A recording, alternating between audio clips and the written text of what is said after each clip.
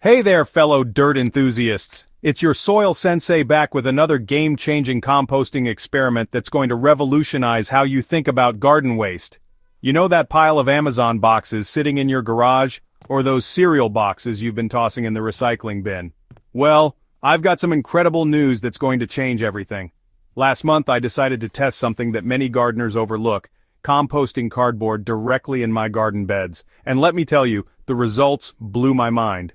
Within just a few days, I started seeing changes that convinced me this technique needs to be in every gardener's toolkit. So grab your favorite gardening gloves and let's dive into this cardboard composting adventure together. Before we get into the nitty-gritty of my experiment, let's talk about why cardboard deserves a spot in your composting strategy.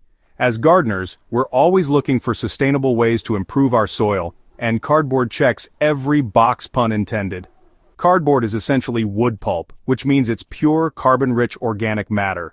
When it breaks down, it creates the perfect brown component for your compost pile, balancing out all those nitrogen-rich greens like grass clippings and kitchen scraps. But here's where it gets really exciting. Cardboard doesn't just decompose, it transforms your soil structure in ways that will make your plants absolutely sing. The magic happens in the decomposition process. As cardboard breaks down, it creates air pockets in your soil, improving drainage and root penetration.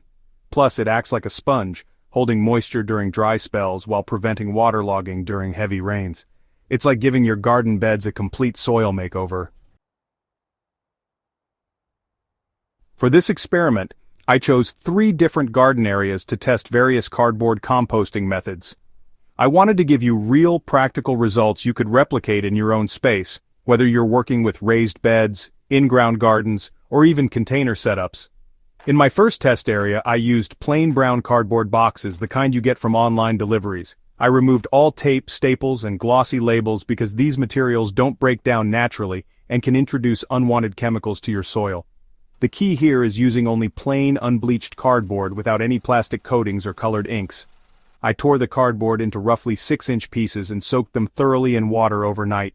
This pre-soaking step is crucial because dry cardboard can actually rob moisture from your soil as it begins to decompose. Think of it like preparing pasta. You want that cardboard nice and pliable before it goes into your garden bed. Here's where the real magic happened. Instead of just burying the cardboard, I created what I call the lasagna method, alternating layers that create the perfect composting environment right in your garden bed. I started with a base layer of existing soil, then added my soaked cardboard pieces, followed by a layer of nitrogen-rich materials like fresh grass clippings and kitchen scraps. Then came another thin layer of soil, more cardboard, and so on, until I had about 4 layers total. The final top layer was a generous helping of finished compost mixed with soil. This layering approach creates multiple decomposition zones within your garden bed. The cardboard acts as both a carbon source and a natural weed barrier, while the alternating layers ensure proper air circulation and moisture distribution. It's like building a 5-star hotel for beneficial microorganisms. Day 1 looked pretty standard, just layers of materials waiting to work their magic. But by day 3 I noticed the first signs of activity. The cardboard was noticeably softer, and when I gently lifted a corner I could see tiny white fungal threads beginning to form. These mycorrhizal networks are pure gold for gardeners. They're nature's internet, connecting plant roots and sharing nutrients throughout your soil ecosystem. By day 7, the transformation was undeniable. The cardboard layers had compressed significantly and the entire bed felt spongier underfoot. More importantly, I started seeing earthworms migrating into the area, always a fantastic sign of soil health improvement. Earthworms are like tiny soil engineers, and their presence told me the cardboard was creating the perfect environment for soil biology to thrive. The 2-week mark brought even more exciting developments. Much of the cardboard had broken down into unrecognizable fragments, and the soil structure had completely transformed. What started as somewhat compacted clay soil had become loose, friable earth that crumbled perfectly in my hands. The moisture retention was incredible too.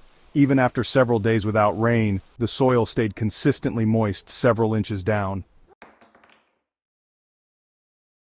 Not everything went perfectly smooth, and I want to share these learning moments because they'll help you avoid the same pitfalls. In one test area, I got a bit overzealous and used too much cardboard without enough nitrogen-rich materials. The result was slow decomposition and temporary nitrogen deficiency in my plants. Their leaves started yellowing slightly. The fix was simple.